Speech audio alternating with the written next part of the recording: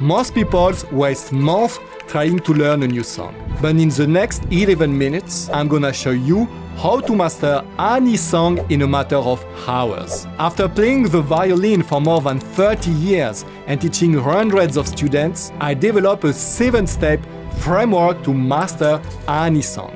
Starting with the most important, step number 4, mastering the left hand. If you have difficulties with your intonation, with playing the right notes, you need to do that step. And first, you will need to standardize the notes. Let's say you wanted to practice the air from bar. This will be one of the most difficult parts.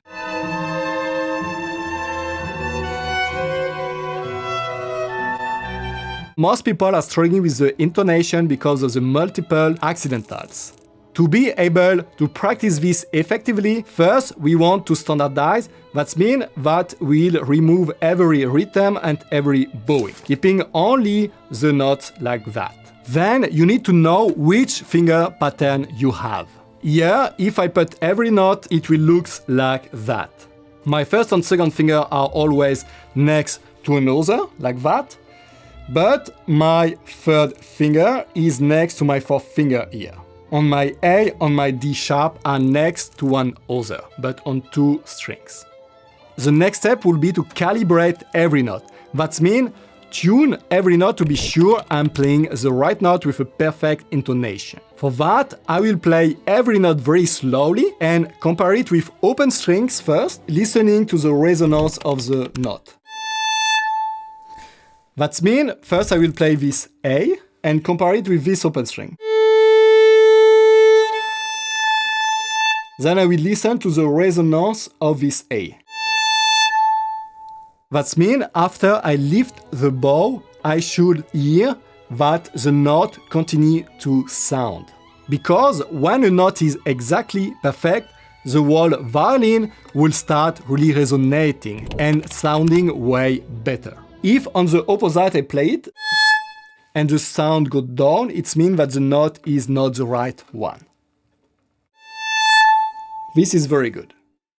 And then I continue with the next notes, but it works best with the notes that are the same as my open string, like the E or the G. For other notes like this D sharp, the easiest way will be to tune it with my E. First I tune my E with my open string, and then I will put my D sharp next to it, very close to it. After I'm finished calibrating every note, I will start automating the movements. Playing first every note in half note without repetition.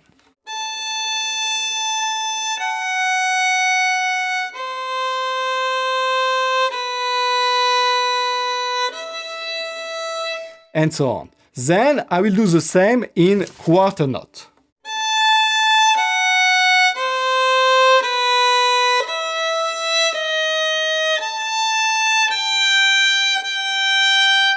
And then I want to focus on 2 notes combination. Playing 2 notes very fast and then doing a quick pause.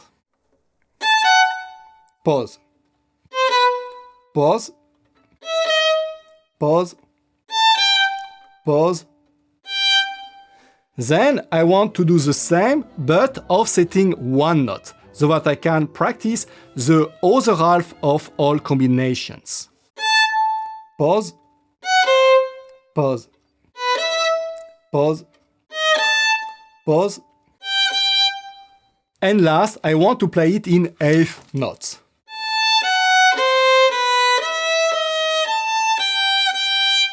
But when you are doing that, you need to follow a few important rules. And by the way, if you want to learn to play the violin beautifully, we are organizing a free violin masterclass. The link is below this video. So here are a few very important left-hand optimization tricks. The first one is that you should at all times let your fingers above the string, at maximum 15 mm above it. Because most people hold the hand like that, and the problem is that when they need to play the 4th finger, they need to move everything, and it makes everything very inaccurate. Then the second point is that you need to let the fingers on the string, Most people just leave the fingers, and then when they need to play again some notes, they need to put the finger again on the string, instead of just letting it on the right spot the whole time. That's especially important in an example like this one, when playing D sharp with the third finger, and then the A with the second finger next to it. Because both fingers are next to another. And if I let my third finger on the string, then it's very easy to find the right spot for my second finger. If I lift it in opposite, it will be difficult to find it.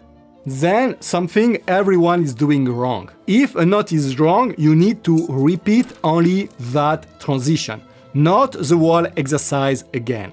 Let's say I'm doing this variation and I come to B, E, and it's not good. Instead of just continue playing like most people and then repeating the whole exercise many times, I want to practice only this transition. First, calibrating again the two notes, and then repeating them again, until I can play it right 3 times after another.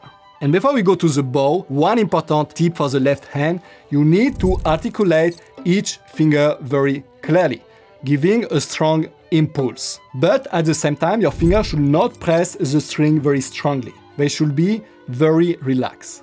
Okay, now let's go to step 5, mastering the bow. If you don't like how your violin sounds, that's really what you need to do. For that, let's take another example, this time from Pachelbel Canon.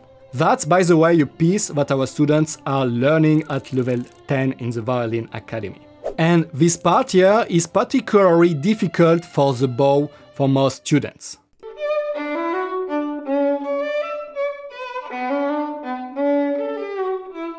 The reason here is that there are a lot of string crossings and a lot of different bowings, with slurs, accent and points. To master that and have a beautiful sound the whole time, the first step is to play it on a single open strings without bowings. That means like this. And here I'm not doing the slurs, I'm not doing the string crossing, I'm only practicing the right rhythm, but still with the right accent and point. Then next, I want to play it on the right open strings without bowings.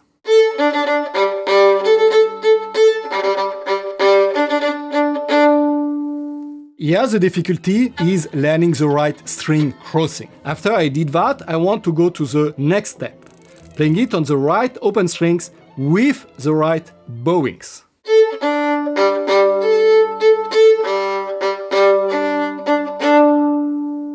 And that will be actually exactly what I will be doing later on with the left hand. But doing only the part with the bow. And here, to have a really beautiful sound, you will need to do a few things. The first one is to always try to move your bow very regularly. That means I'm always moving the bow with the same speed. Most students, I see they will do like that. Or they will vary the weight. So we want first having it completely regular.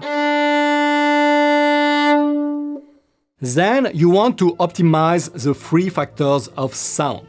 Those are the contact point, where the bow is in contact with the string.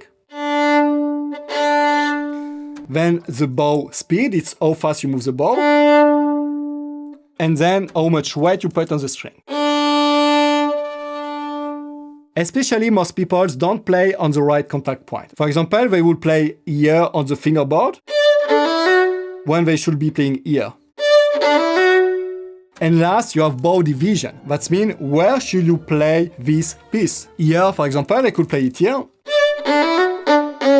Or I could play it here in the second half of the bow. And actually, when you have a lot of string crossing, it will be easier to do it closer to the bridge. Now it should sound pretty good, but there is one very important thing. Step 6, playing everything right.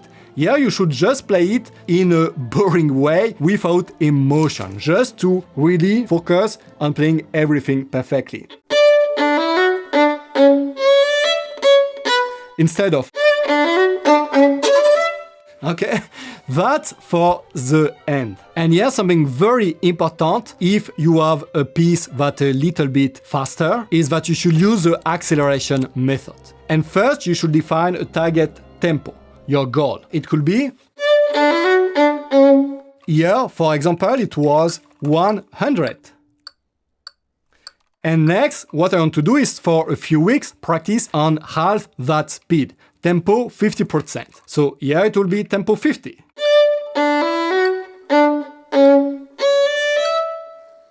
And then after 2 weeks, when you really master it, you will increase to 75. And after a few weeks first, you will go to your final tempo. Practice this way and you will master any song.